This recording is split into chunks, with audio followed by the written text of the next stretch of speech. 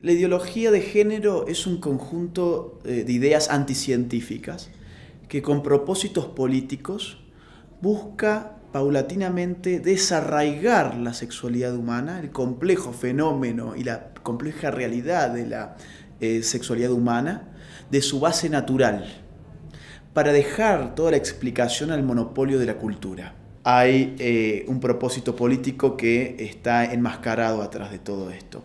Ese propósito nosotros lo vinculamos en nuestra tesis con las pretensiones de reoxigenar a una izquierda que fracasó en el siglo XX, una izquierda que no tuvo la capacidad siquiera para seguir movilizando a las clases obreras, que eran las clases revolucionarias por antonomasia, según el pensamiento de Carlos Marx. La dialéctica que se aplicaba como metodología filosófica, etc., en el terreno de la economía, de la cual se derivaba la existencia de dos clases en pugnas, el obrero contra los capitalistas, que por una especie de profecía histórica, Marx ya de alguna manera nos contaba el final de esa película, una guerra de clases en la cual el obrero ganaba la guerra, se imponía, etc.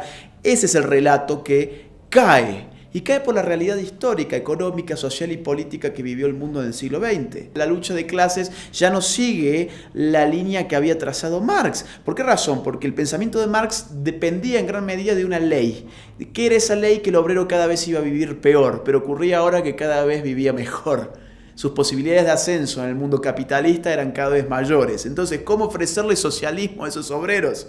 Hay que soltarle de alguna manera la mano a la clase obrera. Y todo eso es un gran proceso. Incumbe a pensamientos como el de Antonio Gramsci, que empieza a aligerar de alguna manera las relaciones entre la estructura económica y la superestructura cultural. Atañe al pensamiento de la Escuela de Frankfurt, que precisamente pone su foco en la familia, por ejemplo, en los estudios sobre la familia del año 36, donde salen personas como Herbert Marcuse a ponerse enfrente de la liberación sexual con su libro Eros y Civilización. Entonces, ¿qué es el marxismo cultural que envuelve todo esto de la ideología de género? Es un proceso paulatino de soltarle la mano o dejar atrás la lucha de clases para hacer de ella en verdad una lucha cultural, que involucra nuevos sujetos de la revolución, en este caso el de ideología de género, el feminismo radical y los lobbies LGTB. Los grupos zoofílicos y los grupos pedofílicos y los grupos que participan de parafilias o este tipo de aberraciones son parte integrante de la ideología de género, tanto desde el punto de vista conceptual como desde el punto de vista militante. Inspiradores de los movimientos LGBT, y pongo el caso de Harry Heike, que es el padre del movimiento gay del siglo XX e inclusive de parte del siglo XXI. Él fue un miembro honorario y fundador de la NAMBLA, que es la internacional pedófila más importante del mundo. Forman parte de una misma matriz militante y de una misma matriz conceptual. Lo que pasa es que según el grado de avance de la ideología de género en los diferentes países, hay cosas que ellos muestran y cosas que no lo muestran. En los casos donde la ideología de género está más avanzada, ya hay partidos políticos, hay movimientos pretendiendo, por ejemplo, legalizar la pedofilia. En los casos donde la ideología de género todavía no tiene el mismo nivel de arraigo, hay sociedades que conservan ciertos valores todavía tradicionales, entonces van de a poquito con otra agenda más modesta y sucesivamente van dando pasos más audaces para ir avanzando, ¿no?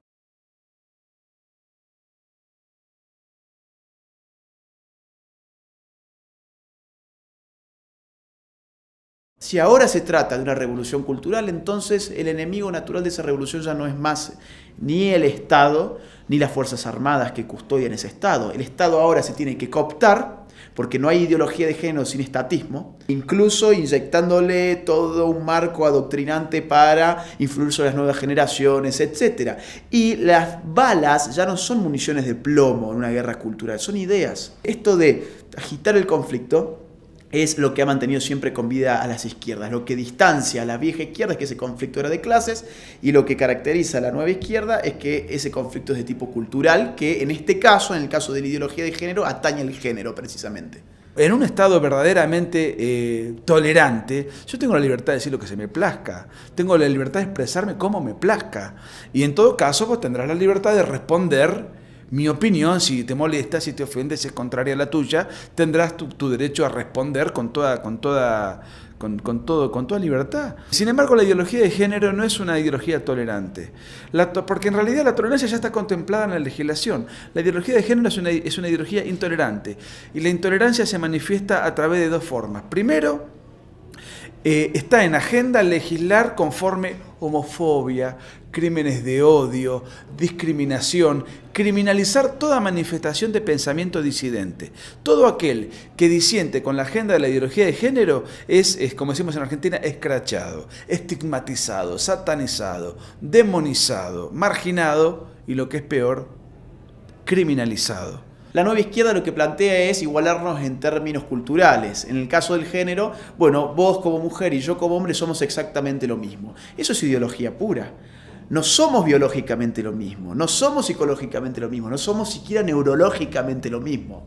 Entonces el igualitarismo se mantiene, solamente que se exacerba. ¿Quiénes son los que apoyan? ¿Quiénes son los que impulsan esto? Y esto es de conocimiento público, que no se tome como una teoría de la conspiración.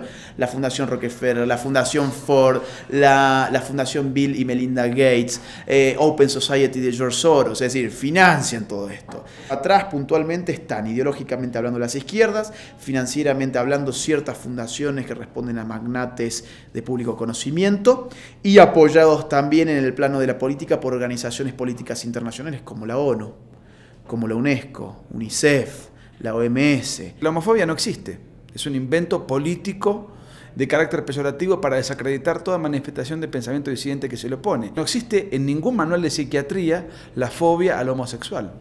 Es un invento político impuesto por estas neolenguas o por este discurso que la ideología de género sabe muy bien cómo ofrecer y cómo lograr que este discurso prenda y penetre en el Estado y en los medios de comunicación. De manera tal que esto es una forma de dictadura invisible. Bajo la supuesta inclusión, lo que se hace es excluir, criminalizar, patologizar toda manifestación de pensamiento disidente. Discriminar es elegir. Es una palabra que también se ha desnaturalizado. Discriminar es diferenciar. Discriminar es discernir, pero la discriminación no es en sí algo negativo. Y sin embargo nos han impuesto el catecismo de la ideología de género, nos puso en la agenda que discriminar es malo. ¿Qué quiere decir esto? Quiere decir que nosotros tenemos que aceptar lo que ellos nos pretenden imponer, porque si yo no acepto lo que ellos me pretenden imponer, soy un discriminador. Y si soy un discriminador, y como la palabra discriminación está satanizada, yo mismo quedo marginado, estigmatizado, insultado por el status quo de los cánones hoy vigente, ¿no es cierto? Tener transexualizada la población es un negocio multimillonario para quienes se dedican a la venta y a la producción de hormonas. Es decir, yo tengo que hacer un combate contra la naturaleza para que no me crezca, por ejemplo, la barba, para que mi voz no me salga gruesa. ¿Y eso qué significa? Inyectarme hormonas. ¿Cuándo? ¿Una vez? No, periódicamente, semanalmente.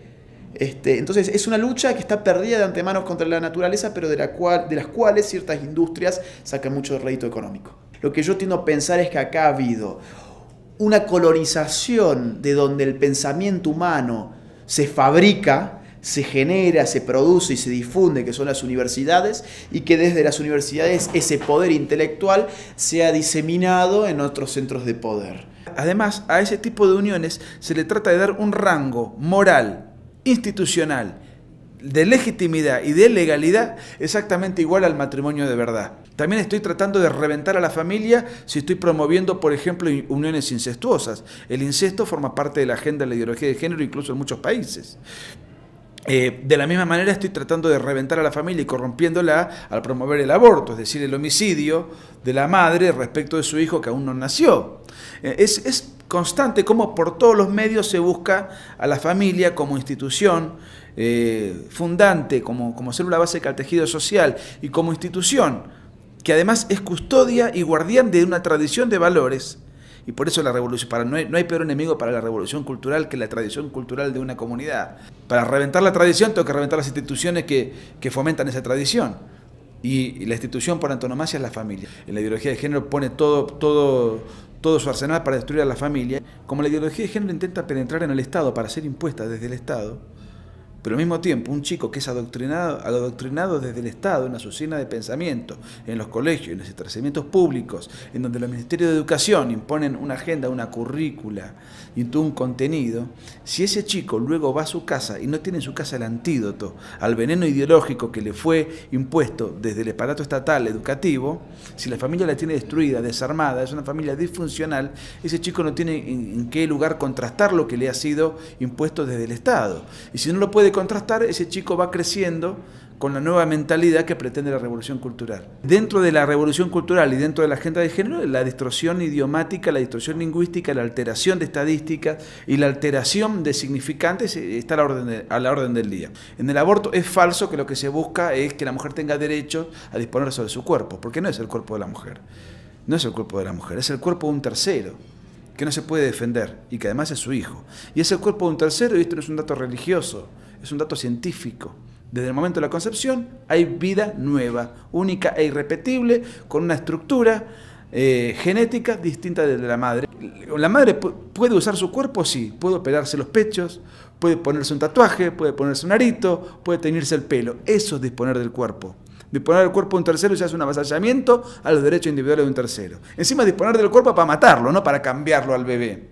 La ideología de género es excremento vendido dentro de una caja de bombones. ¿Por qué vende? Porque te lo muestran por lo que no es. Te muestran la fotito. Está vendida en nuestra sociedad como liberación. Está vendida como inclusión. Ahora bien, la liberación de la ideología de género es tiránica para otros sectores. Lo cierto es que es una liberación tiránica, porque es una liberación para minorías a través de opresión de grandes mayorías, y es una inclusión excluyente para las personas que después se tienen que someter a esos marcos jurídicos que se empiezan a gestar por la ideología de género. Que dos personas del mismo sexo quieran llevar adelante un proyecto de vida común, a mí me tiene sin cuidado y creo que tienen que tener derechos. El Estado también tiene que garantizar la libertad. Máxima la libertad en el plano íntimo individual, la intimidad, si son personas adultas o con mayoría de edad y en un acto libre y voluntario deciden en el plano de su intimidad, en sus cuatro paredes, tener un vínculo sexual, genital, afectivo, no es mi problema. Tienen que tener ese resguardo, ese derecho. Ellos dicen que tienen que tener el derecho a adoptar niños, pero el derecho de adopción no es un derecho de los padres. Es un derecho de los padres, pero subordinado a los derechos del menor. Primero y prioritario están los derechos del menor. Accesoriamente los derechos de los padres. La adopción es una institución que está pensada, diseñada y tiene que ser priorizada para salvaguarda del niño en situación de desamparo, no para el disfrute de los padres. Primero, el niño tiene que ser adoptado lo mejor que se pueda a la familia natural, a la familia que le dio vida. No está al servicio de un capricho circunstancial de dos personas que decidieron emprender un proyecto de vida conjunto. Tan delicado es esto, que muchas veces el Estado no le otorga siquiera la adopción a una familia heterosexual, o por edad, o por datos psicológicos, económicos, hace una suerte de peritaje socioambiental. Si a una familia propiamente dicha, que replica lo mejor que se puede a la familia natural del cual el niño fue engendrado, el Estado no le da esa situación y se lo va a dar encima para que el niño crezca en una atmósfera surrealista, signada por la confusión, digamos, con un antimodelo contrario al orden natural, es decir, acá se está utilizando al niño como mascota. Y el niño no tiene, digamos, la adopción no es una institución al servicio del capricho de los padres. Se está subvirtiendo el orden de prioridades. La cantidad de padres que quieren adoptar es muy superior a la cantidad de niños en oferta de adopción. Y estos absurdos no llegan simplemente a, bueno, aceptemos que el cambio de sexo existe como una posibilidad, cosa anticientífica. No existe como, bueno, vamos a aceptar de que si un hombre se autopercibe como mujer, entonces es una mujer. Estos absurdos ya llegan en otros países donde imperan desde hace mucho más tiempo, ya han pasado todo el límite. Por ejemplo, allí en el primer mundo ya se habla sobre las transespecies. Si yo me autopercibo como un gatito y pongo un platito de leche y me pongo unas orejitas artificiales, entonces soy un gatito, ¿no? Tiene 2 o 3 meses en Gran Bretaña donde un hombre de 56 años se autopercibía como una niñita de 6 años. Entonces, ¿qué hicieron? Se vistió como una niñita, con un babero, con una ropita de nena, y fue al kindergarten, es decir, fue al jardín de infantes. Vos fíjate, ahí que había una inclusión o una exclusión. Depende desde qué ángulo lo veamos. Si lo vemos desde esta persona, que en cualquier momento de la historia hubiésemos dicho, esta persona tenía un problema mental, pero si lo decimos hoy podemos ir presos en muchos países, diremos, bueno, está incluido porque su deseo era ser lo que no es, y su deseo era estar donde no debía estar, que era el kindergarten. Ahora, ¿a quiénes excluimos? A los padres de todas las criaturas que tienen que compartir el curso con una persona de 56 años que tiene una fantasía de sentirse de 6. En el libro negro de la Nueva Izquierda tenemos muchos estudios científicos en donde pone de manifiesto que los niños educados por padres homosexuales tienen una tendencia a la homosexualidad 10 veces superior en promedio, propensión en hábitos, conductas y luego en homosexualidad práctica que un niño criado en una familia heterosexual. Los suicidios son 14 veces más efectivos en personas homosexuales que en personas no homosexuales. San Francisco, por ejemplo, en esa ciudad,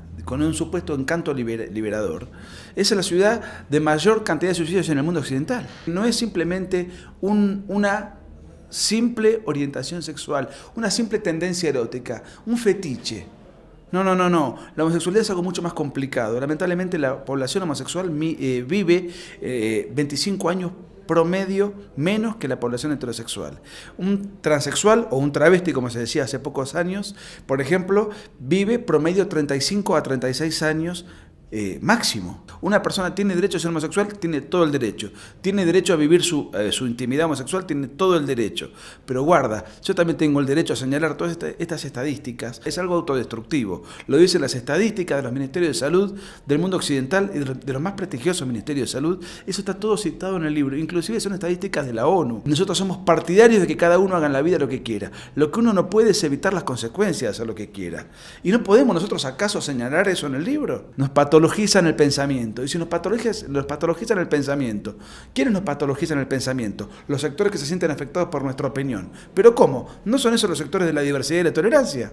Estamos presentándolo a partir de hoy en México en varias ciudades. Vamos a estar 20 días. Se va a vender en todas nuestras charlas, conferencias y eventos. Independientemente de eso, de este pasaje nuestro que es fugaz durante casi un mes, el libro se puede conseguir en Amazon desde cualquier lugar del mundo en versión digital, incluso a un precio mucho más barato.